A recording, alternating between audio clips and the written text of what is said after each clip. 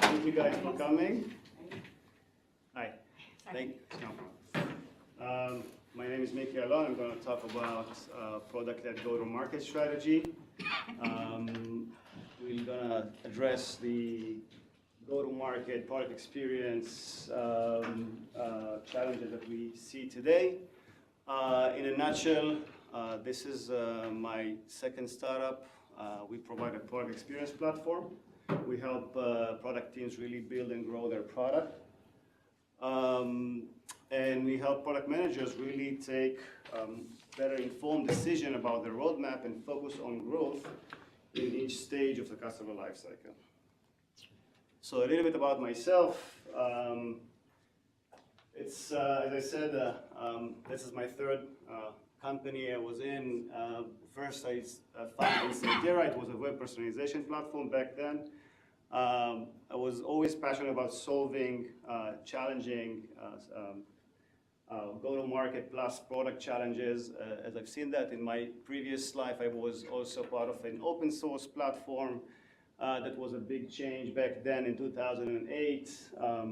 We saw from download commercial license to an open source model, and then moving to SaaS model and mobile and smartphone. Everything was changing, both on the product and technology, but also in the go-to-market and the way you deliver software. So I was always curious about how these two connect. And I always saw that there's different silos, which today we're seeing less and less of because it's not really an effective way to really have marketing, sales, and product as a different silos managed. Within Insightera, I was the CEO and co-founder. After a few years, got acquired by Marketo. I joined Marketo for 3 years, if you guys know Marketo. In Marketo, we were focused on really helping product and marketing to really try to acquire leads and leads to qualified leads and really help scale. And in general, I'm starting to really understand that most of these journeys are marathons. So I was able to write a book with Nick Bonfiglio, the co-founder. So I have 3 copies here if anyone wants, and grab it later. It's also downloadable. It's all about really mastering product experience, addressing the roadmap, addressing the experience of the customer, addressing the engagement side of things, addressing the analytics side of things.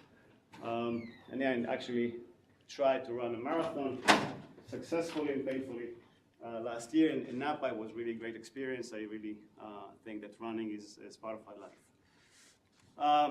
So what are we actually saying? We're seeing that customer expectations are changing. As I've said, the models are changing. As a product management, you really need to be aware of all these macro changes. We know that the customer journey is changing as well. We see the consumerization of software and SaaS. Most people will actually want to learn about your solution online without really speaking to any sales rep. They will take a decision before that, even though you try to nurture them through emails and other means that we use at Marketo back then. They will still, we've seen that they already reach a decision when they start speaking with your sales rep. And in many cases, they knew more about the product than the sales rep itself.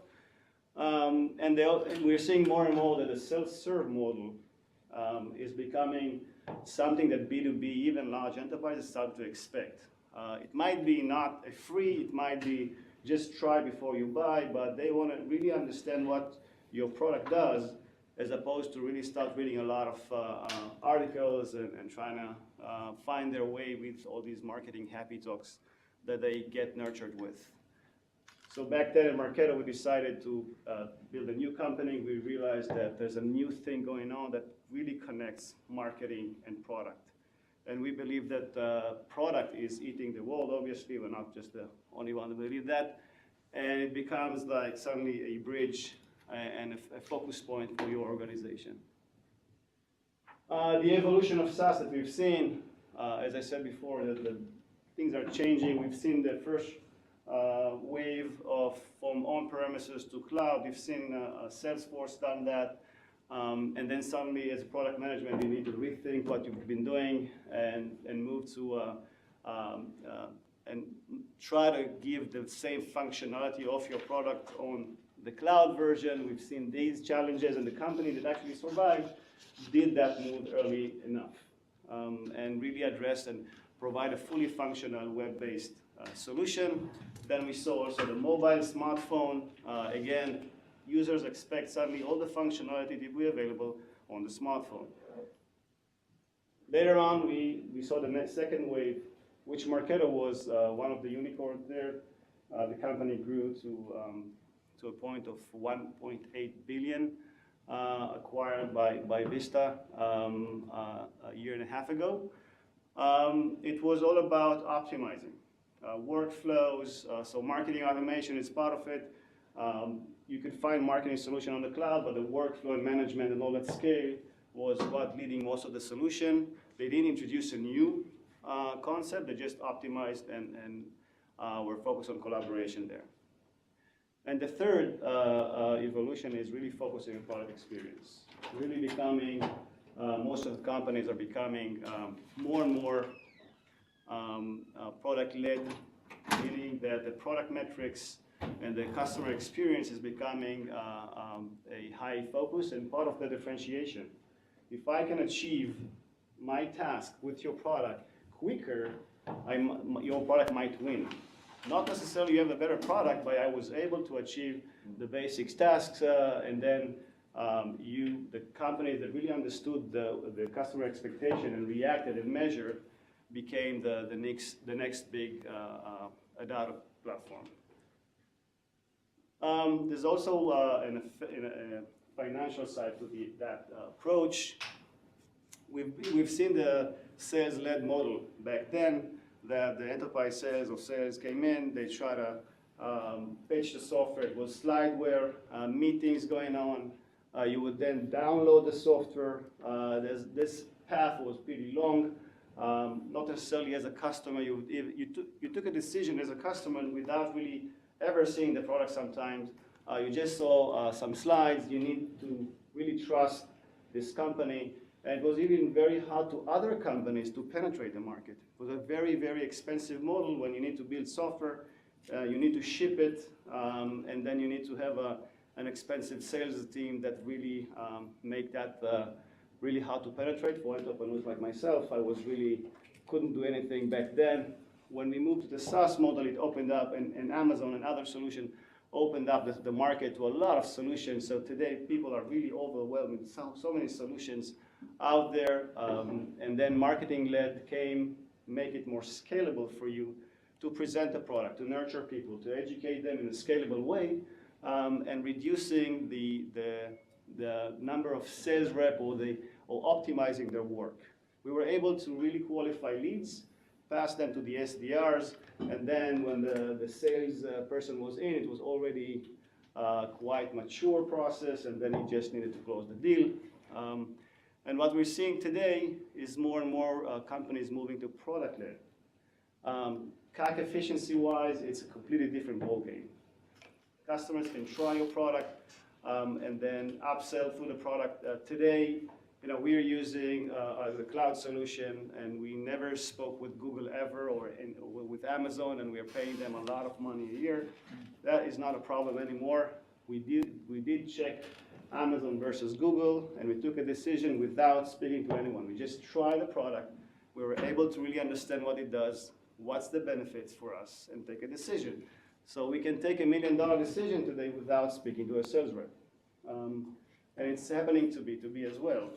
A lot of customers, you try to present stuff. They say, I understand, show me the product, because you always come up with this pitch. And all that stuff is great, and they've heard it like 10 times. They just don't know what your product is doing yet. And we are able to analyze visually way better than any word and text. As humans, we've been doing it a lot less. So I think seeing your product, they'll remember your product, they will understand faster what you do. They can benefit from using it, and then they can, yeah, go ahead. Have you found that videos on your website about your product, like maybe as a teaser to open a request for a trial, like screenshots, yes, video, right? Again, like no talking to sales reps, that you can really see a lot. Like, do you find video do you have videos? Yes, definitely. So, and product-led means not necessarily a free trial or freemium. Sometimes people think, oh, I'm going to just give a freemium. So in some companies, they don't even give a free trial, so they use videos Yeah. to show you the experience of the product, what values you're going to see.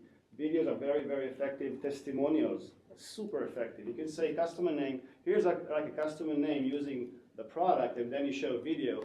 That was by far, much more successful in getting the right leads into your product and or to your pipeline. So like in email campaigns or something, you're saying, you know, this customer is using our product, take a look at the video. Yeah. And then good to get a lead. Yeah, I have a different session on demand gen on product led, and that's exactly where we say you start even with paid media. You're showing these case studies. They will actually be more interesting for users to learn something and see a video quickly. Again, they analyze picture very fast as opposed to start reading text. Right. And then from that, you sometimes see a funnel from paid media to that video on the website, and then they end up with a trial. And you can actually measure that, what is more effective. Definitely videos are more effective. Means people just prefer to see before. More effective than screenshots or just text, you're saying? Or it's video definitely like, more effective than screenshots. okay. If they just glance and see what the product does, screenshot gives them the sense, but still they know that sometimes figures are manipulated. The video is way more effective. They can listen, Yeah. they can see. That's very effective. Yeah. Okay. Mm-hmm. Okay, so that is like really changing, and that's what we see as the next go-to-market plus product evolution. And if we're seeing the traditional go-to-market that we used to use, and we pitched that at Marketo, it was very successful back then. The marketing teams over here, let's see if that works, yeah. Marketing teams were focusing on nurturing with content through paid media and other ways, like local events, and then they will qualify you as a prospect. So once they qualify you based on, and we'll talk about what was the qualification criteria, and they scored you, you became a marketing qualified lead. From marketing qualified lead, the next thing you meet is the sales team. They qualify you if it's really relevant. Are you the relevant company to me? It might be a small one or too large or whatnot. They want to qualify the business opportunity. And then they do their SQL, the sales qualified leads model. They try to, and today we are seeing a lot of marketing qualified leads come in. The sales team is way smaller. They don't really have enough even time to qualify these sales opportunities. And we can also see that the time spent as a customer today is pretty long. And today as a customer, maybe a few years ago, I can actually take a decision over 3, 4, 5 months. Today as a customer, I want to take a decision in 1 month or less. I want to understand where I have a challenge, I want to solve it. I have my next board meeting, I want to know what's going on. That path won't let me really take a decision. I've never tried your product. I'm still figuring out what you're doing, and I have the next call with your sales rep to explain to me. And again, in many cases, I would be more educated than your sales rep or your SDR you just hired, and it's not going to be that productive. Another thing we're seeing here is the product team is not in the loop. Product team is notified after the fact, and in many cases, they think if the numbers are great, my product releases are great, my product is great. And if the numbers are down, something is wrong with the product. Obviously, it's a blaming game. Sales would blame marketing for unqualified leads, and everybody will say the product really sucks. And that correlation between numbers and product was not really right. We've built multiple products in Marketo. We tried to launch them. When we did sell to a bunch of customers, they really loved the product, but most of them were not aware. So it was a continuous discussion which was not data-driven. Most of the decision we took, and I've been in multiple companies, it's not just Marketo issue. We had a huge budget. I had 300 engineers. Every decision of product had a ripple effect on the solution. That's not mine.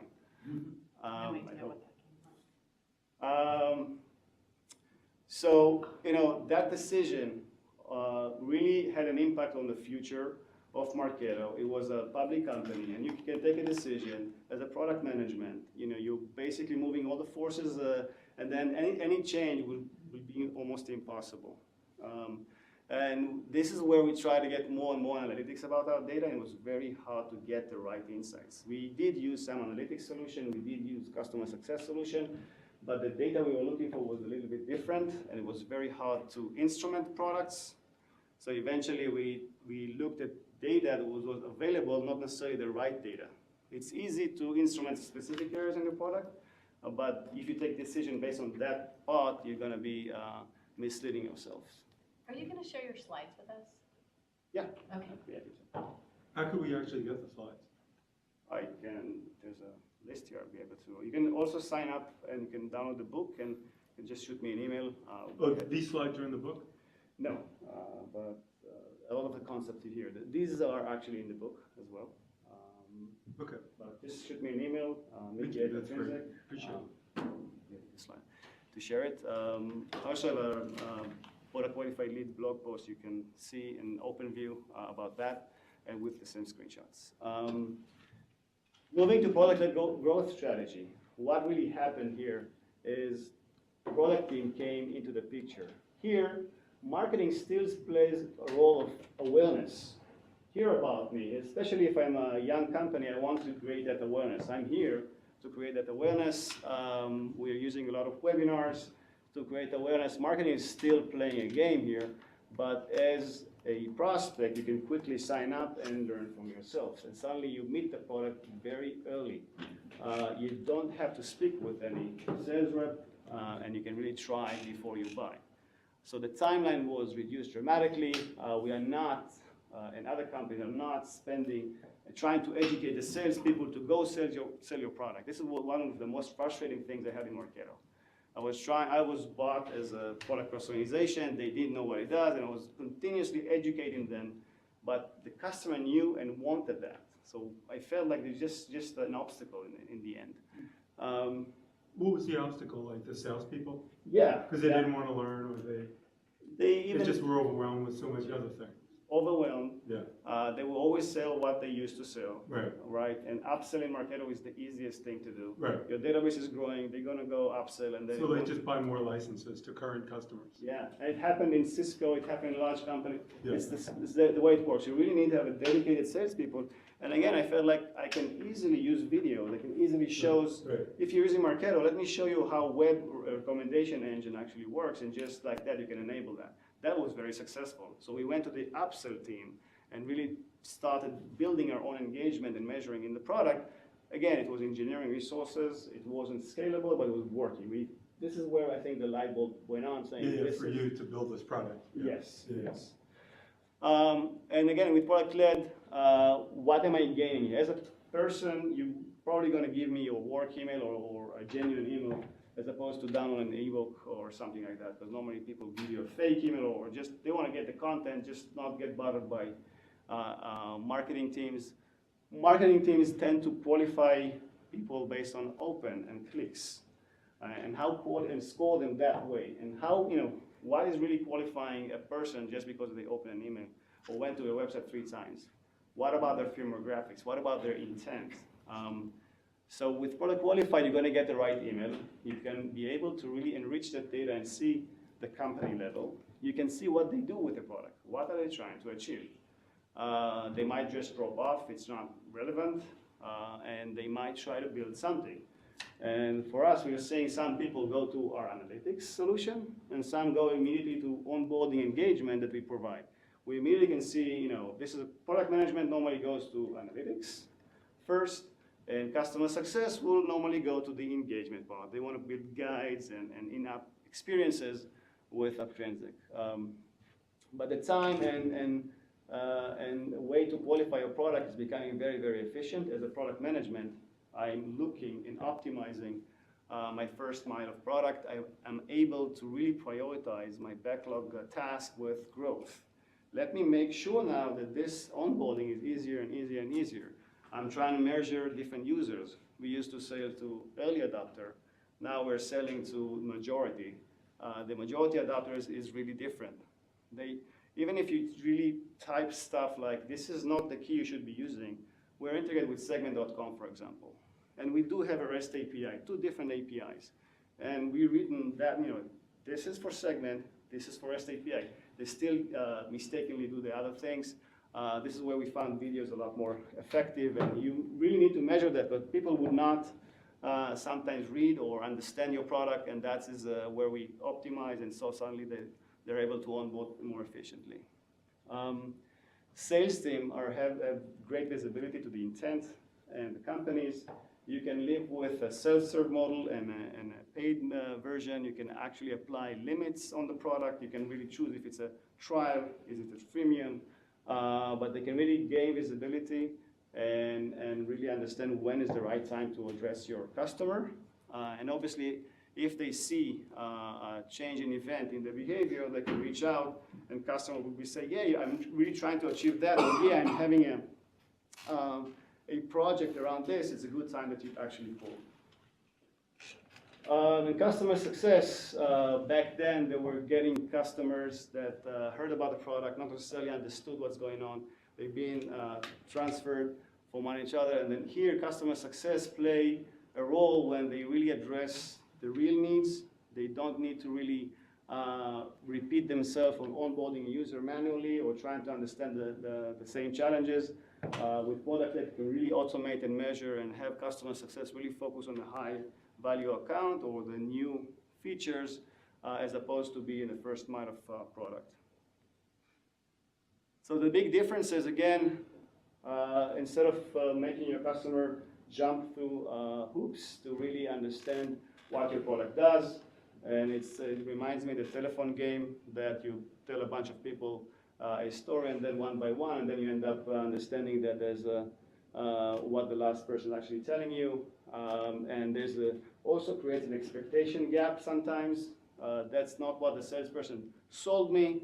I've heard that a few times, and then they go to the product, your product cannot do this and that, and customer success and sales told me it can. So that is where, with product-led, you can really reduce this friction. MQL, SQL, still a valid framework, but we believe that product qualified leads give you some advantage. It's a better scoring model, better chances that you're going to get the right person in, and they're going to be more responsive to you, as opposed to if I just download the white paper, I'm not ready to speak with you. If I signed up, I'm ready to speak with you. You might see less signups, and when you go to marketing and say, hey, I want to drive them to sign up, they're immediately going to say, oh, my MQL is going to drop. They might be right. We're going to filter out people that are not really ready to try the product. They can still nurture them, but the sign-up definitely gave us a very qualified leads and very qualified companies. And again, product teams now are in the game. They're becoming more and more accountable for the results. It cannot be a blaming game anymore. Once you have the data, we see more and more product teams focusing on growth. Doesn't matter if it's the first mile of product or mid-funnel, they will always measure and now take action and say, I want to improve these features. I don't know what your adoption level, but in Marketo, we saw that most users were using 10 or 15% of the overall features. And we saw that, we spoke with a lot of product managers before we built Aptrinsic, and it was the same thing. Most of my users don't really fully utilize my product. Even after 3 years, you can see a customer say, I didn't know you guys can do that. And like, oh.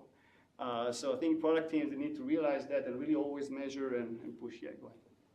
Do you find that during the kind of the selling process, customers always say they need all these features, right? But then the fact is they only use 10 to 15. So share your thoughts. It sounds like you agree.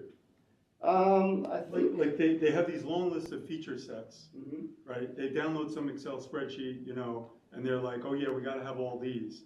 Yeah. But the reality is they only used a certain, what are your thoughts on that? How do you kind of get through that with people, right? Because we know that's the reality, right? But they don't know it because they buy software, once every 5 years, right?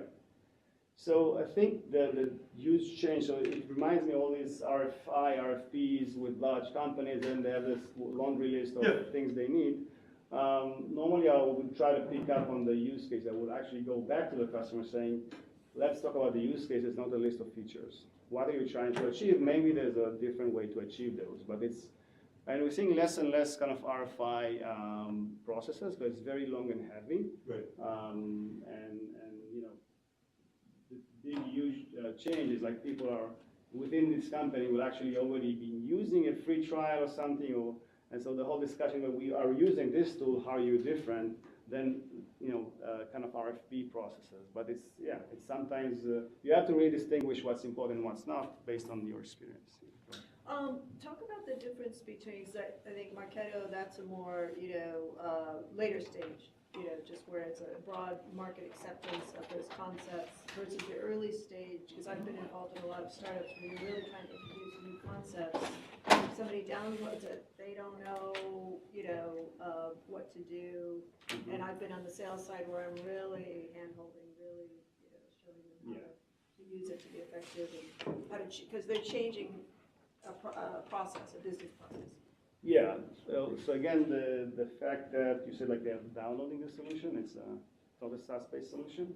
Yeah, it's a SaaS-based solution, but like if you download it, it's not really, it might not be clear how to really use it. When you're still trying to get your early customers and you're still trying to gain market acceptance. Right. So the key is how to make that experience as seamless as possible, even if it's something like a technical product. And there's Yeah, or just have you seen, have you seen the product-led situation? Because another thing you encounter in that situation is typically like a CEO or CTO who's like, this is my baby, this is my precious thing. How could you dare let anybody see it? Doesn't appreciate all these beautiful things we've built into it. Right. So the fact is, when what we and they're going to steal my idea because it's going to be the billion-dollar idea. Oh yeah, that's like even my VP engineering that didn't want to have the free trial of Aptrinsic. Like, what do you mean? Like, that's what we said. Right. No, but competition would. So the competition would be there. We need They to will. They They'll will be be the first there. ones to Yeah, download it. they might, and it's fine. It's all about the better product team and the experience, and it's gonna be. It's great to have multiple players. I'll get to you in a second. I think what you should do is start with data. You can really, data is defensible. Opinion you can lose to them, especially if the CTO founder, that's his baby. If you're coming with data, especially for a CTO, it's going to be more defensible than just an opinion. I even saw a phenomenal success of MongoDB, super technical database. Why they were, I think it was 2010, so much more effective in customer acquisition than others. There was Cassandra, I'm sorry about throwing all these technical terms, but a lot of solution, no SQL solution, and MongoDB was just making their numbers. They created a user experience for the developer to achieve a very basic task very quickly. The developer took that in, started using it, didn't really think about high availability, sharding, scale, who cares? He delivered code. And then when it came to that challenge, then he needed to learn, but they took already the decision, and then MongoDB was focusing on that, and then they created a more advanced version, so they understood they need to move quickly, give you that experience, and then they need to prioritize the high scale, because it's going to take you a year to go to production. And I was consuming the database, and I found out later on that, it doesn't do this and that, but they delivered later on. So their focus on that was amazing. So you said they gave you like a very important feature, functionality, presentation in some really good areas quickly. So and then you kind of got sucked in, and then you signed up, you downloaded, or whatever. Even more than that, I downloaded. I was able to achieve a task in 20 seconds. Yeah. And it was a simple task with a database, but I was able to do it. And, and you could see that you download something, then you need to configure stuff, and you have no idea what it is. Right. So you go with the defaults. They actually made it default for you, and you can achieve something and see all the examples inside the product, by the way, examples, templates. Yeah. We're seeing SaaS companies, by the way, that they introduced templates, and the increase of usage went 30% up just by templates.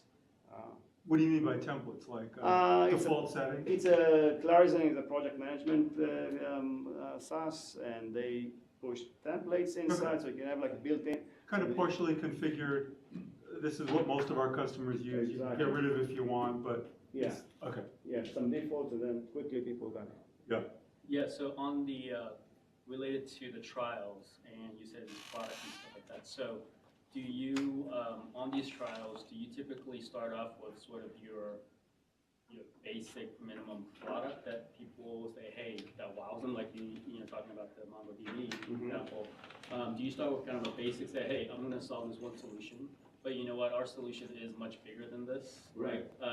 Or do you offer, like, here's trials with 3 different types of solutions, here's your basic, medium, you know, expert, or whatever, and do you then offer all 3 different types of trials, or do you just start with a small one and catch them then? It's a great question. I'll try to even draw that in what we're seeing companies do. So first of all, you want to know where they're coming from. What's the source? And today, for example, in our case and some others, some just want the analytics. Some they want the onboard users. And there's other use cases, but in general, I can see where the trial, and then they start the trial. Now they see my platform. If I can know that you came from analytics use case, I want to guide you. The platform is still open. I'm going to guide you to say, here's where you're going to see analytics. I want to show you also a video, because we don't have data yet from your product, unless you're using segment, but I want to highlight this area, and I'm going to create a journey, as opposed to try to play with feature managers, which create a whole chaos with the QA and stuff like that. I'm going to just use the highlight, look at this, and let me tell you why our analytics is different than Mixpanel and others. And that video, again, is something that is very useful. So I'm onboarding you to feature A because I can label you as a product qualified lead. Based on that, I can also know your firmographics. And then I know which type of companies should I talk about at scale, or should I talk to you about the instrumentation? Yeah, so for this particular example, are you then letting that someone who's coming in for analytics to actually use your product for the analytics purpose? It's all open. They can use both, but I want him to understand how I actually answer your need first. Then I want to, so that journey is analytics first, and then engagement to me. So I can try to engage you through inside application or outside through email nurturing, telling you about analytics. Once you graduate, I'm going to tell you about engagement. And why? Because if you really want to influence results, that is great. You get the data. Now you need to take action on the data. But they would have to use your platform to create the analytics, though, right? Or that's just a showing example. It's a showing example how I drink my own champagne or eat my own dog food, but that's so in some cases you can see that in Clarizen, let's say Clarizen, they have either project management or just a timesheet management. It's a different use cases and different companies. They will actually see the trial and say, okay, you want to focus on this set of features and templates, as opposed to, if you're coming from an enterprise account, let me show you our security and compliance things. And even if you are an admin, let me show you how we actually integrate with your single sign-on. Those showing is just a video Highlights. or whatever, right? It just like highlights. Highlights, right? Okay, and then you say, okay, now you can go and set up your trial account, and then so they know exactly. So this is what you need to. This is where you can see it. I'm actually doing that. I wanted to start a trial inside my product I'm educating you. And I can do like, guides and tooltips and stuff like that tailored to you. And I can also go back and send you some emails with relevant messaging. With Clarizen, they're very advanced. They can say there's an admin, which configures the system, and there's the project manager, and there's the resource, 3 different personas. So they measure everything, and now they have like a free swim lane, the admin, and the resource, and so they can really start messaging. So, because eventually everybody has a platform, Right. and you want just to focus people on what they're trying to achieve and show them how, as opposed to teach them about your product. Yeah, but you give them access to the entire product. Full access. Full access. Yes. Got it. Not separated Exactly. access. But I want to reduce my story of a product to 15 minutes or 5 minutes, talking about your first use case, as opposed to training for 45 minutes. And I've seen these sales and marketing team meetings, 45 minutes of training, and you're trying to achieve a task, not to be exhausted by these calls. I'm very interested in your product here.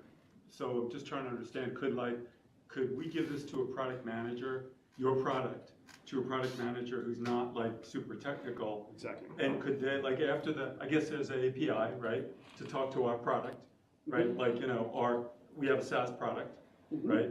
And your product could work with an API, and then some product manager person could actually kind of configure tooltips and all these interesting things. Is that what your product is? I'm going to show you that real quick. I think I'm just going to jump through Awesome. product led. We spoke about feature usage and primary, so primary drivers for customer acquisition and retention. First thing you want to do is the product management. In our case, is just installing the SDK, the tag.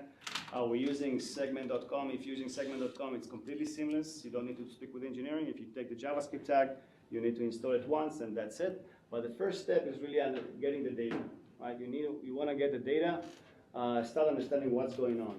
Start to slice and dice here. I missed it if you defined it already. Firmographics? Yeah, good, thanks. In B2B, you want to see the demographics and the profile of the company. So where they are geolocation-wise, how big is the company, what's the industry, because you can assign different, and in Marketo we sold from mid-market, and so it might be suddenly Microsoft coming in. I need to really understand this is a different sales team. Yeah, so that's firmographics. Once you really learn and get the first insights, you can start with engaging your users. And we are seeing more and more product marketing reports to product management. That is happening a lot. Start speaking about the product, be relevant, stop spending a lot of dollars and just like happy talks, big data, AI, great, but what the company actually is doing. So that is getting higher budgets now. And customers appreciate relevant data as opposed to a wellness education. And then experimentation is the place you want to start trying with really measuring the first mile of product or mid-funnel. Most of them start with the first mile of product. They measure it, they optimize it, look at the incremental user, the guys that come in and just expect these 3 simple things to do. Because eventually as a company, you get the early adopters, they want a lot of advanced things. They can really overcome anything in your product. They can master it in seconds, but the majority, and we had that in Marketo. We had like early adopters, the early majority came in, and how do I set the email? And they start comparing us for a way simpler solution, and they didn't care about lead scoring or any modeling or analytics. They say, let me send the first email first. I got a better experience with a smaller solution. So we really need to understand, and we improved the simple solution and then graduate them. And this is the way we actually became suddenly a better product there. It was like Eloqua was the 1 billion, then Marketo grew to the 2 billion, now HubSpot is a 4 billion company. That is still happening. 40-45, and then the MQLS we discussed. Again, you're prioritizing your roadmap things that are relevant to growth. Claris, and again, I'm using them again because I have like an account I can show. They are releasing features for upsell, for example. They can just release and send the email, or can say, let's do a control release. Let me use these 10 accounts that they know using, and that usage is going to be very relevant. Let's get the first feedback, and also let's get the right revenue and measure even the pricing that way. And so it's an upsell opportunity. And you can also, again, as I said, focus on the first mile of product to acquire more trials and successful users. Sign up. Allow the sign up to be something as seamless as possible. Again, marketing will still do the nurturing. It's not like if you're an early stage company, you still need the marketing nurturing, but pretty quickly go to a sign up. People really want to understand what you're doing. Sales team need to really understand your product. Teach them the use cases, not features. I've seen again, they're gonna basically train the poor prospect about how to use every feature and not how to achieve a task. Very simple, but it happens all the time. If they even know the features. Yeah. Which half the time they don't. But if you teach them to, here's the use case and task, Yes. suddenly you see the light bulb. Oh. And our sales team is actually all over the product. And it was funny to see, they used to do only slides, now they're hands-on. And again, we spoke about the first mile, data. Yeah, Do you see a time that, you know, in software, in SaaS software, let's kind of try to define it, in SaaS software, like your product and, you know, and my company's product, we're HIPAA compliant, help desk customer service like a Zendesk. Could you see it that in those areas where we're selling to, you know, maybe mid-market and small, that actually sales reps are just not going to be needed, required, wanted, and it's just going to go like down and down and down because of your tool and all these other tools that are out there? Like you take, if you had Marketo and you score your leads, and then you use your product to, you know, kind of better focus, right? That sales guys, you know, it's just like, it's kind of like we got this AI, so to speak, right? Yeah. What do you think of that? What do you think about that? Is salespeople going to go away because we're going to have all these products like yours to replace them? I think eventually the spend is going to be the same. It's going to be where it's going to be spent on. What I found companies, and I've researched really hyper growth companies, one of them just in 2 years from the get-go reached 20-30 million in ARR, which is pretty phenomenal. They spend over $1 million a month on paid media. And they optimize the experience and they grow that. They still You mean pulling in leads, right? putting in signups. Signups, and then just automating it all, right? Automating, measuring. No salespeople touching. Knows, but now they need to do a higher ACV, because if you provide a self-service model, it's normally for, there's a range of dollars that people will actually pay for self-service. If you want to address the upper market, you need to start introducing more advanced features, control, access control, multi-product, multi-features. There's a lot of things the small don't care about, but the larger players, they want single sign-on, they want workflow, they want control, right? Sure.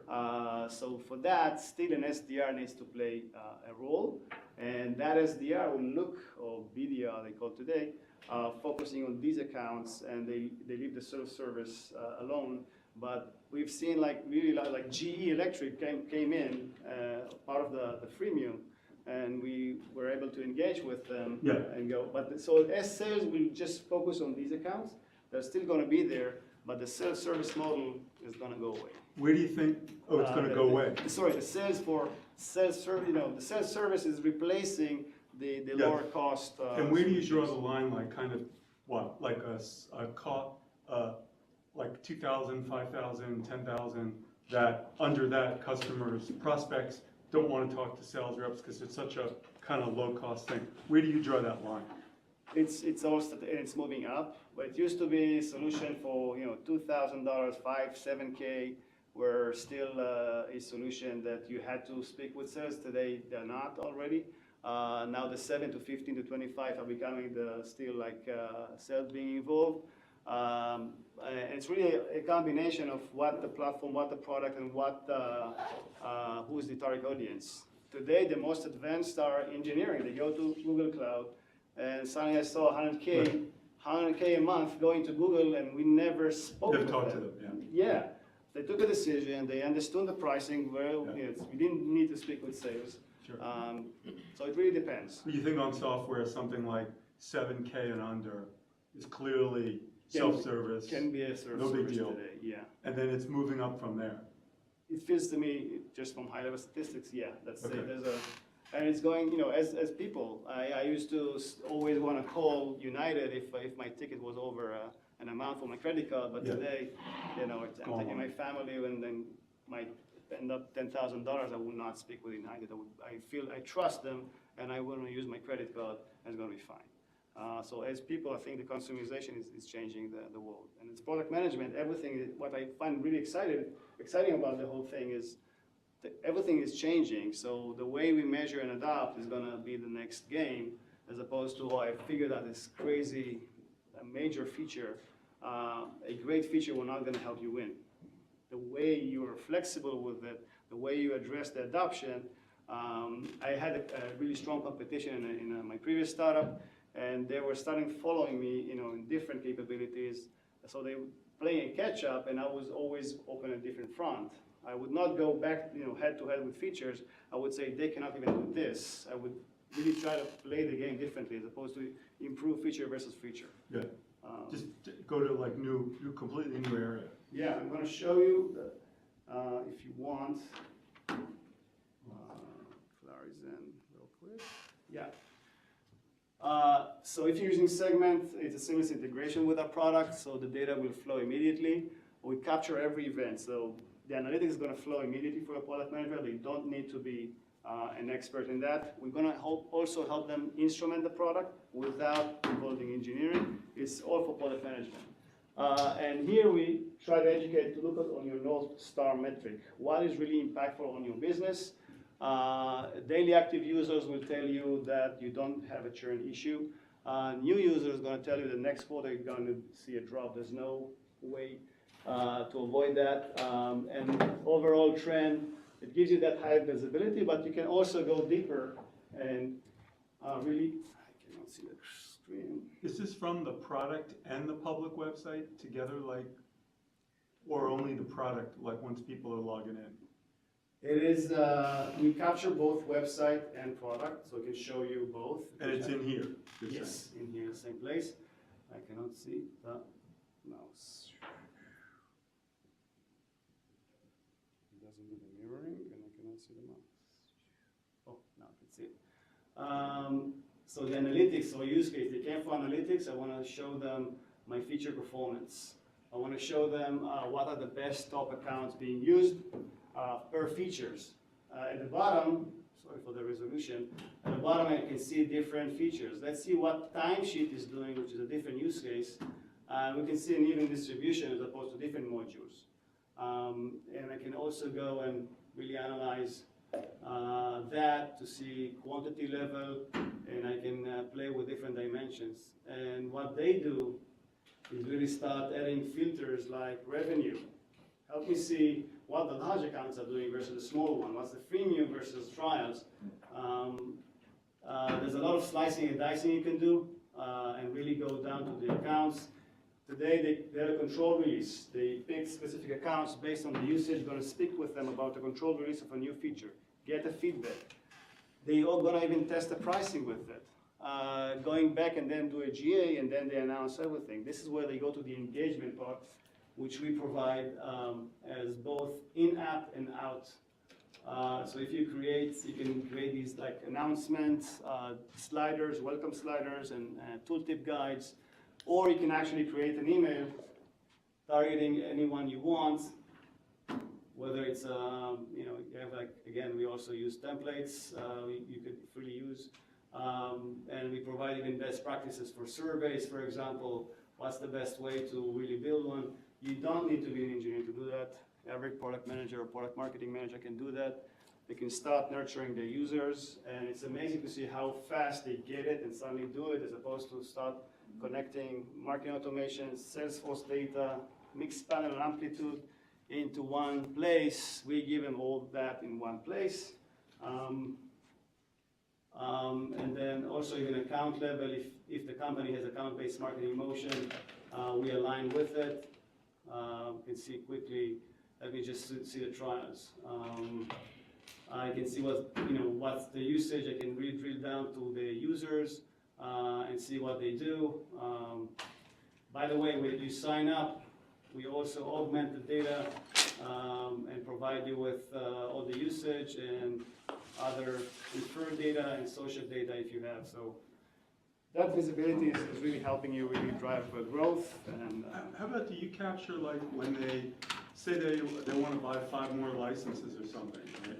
Do you have the ability to capture that, or is like, what's the, because that's like kind of, first of all, in your application, is it by the number of users? yes, It is. So when you tracked users, MAUs, what's that? monthly active users, Active users. monthly active users. Yes. Okay. So how do you actually allow your customers to buy more of your product? So I'm instrumenting the same thing. I can see the usage level, and then I can actually engage with them, saying you're basically moving to that package as well. So Okay, so it's not automatic. It's like you have a sales guy, got to yeah. call him. But do it automatically is pretty straightforward. What's that? To do it automatically is something you need to really embed in the product, because we are not enforcing limits on your product that we track. Yeah, yeah, okay. So, actually, how do I track the feature? So, which feature is at like more demand? So, how do I track that? So, how do you are getting that data? You want to look? Sure. Sorry again. So, how do you are getting the data for tracking the features? So there's an instrumentation module here that you can actually turn any click to a feature. So you can actually use a user click, events. It will open your product and you can mark areas and say this is feature A, B, and C. And then you get analytics based on modules, feature. So that translating between user event, which you capture everything, into a feature and module, you can really create hierarchy. If you just tag features like most do with other platforms, you end up with 1,000 features, you don't know what's going on. With hierarchy, you can really get more insights. Yeah, sure. Yeah.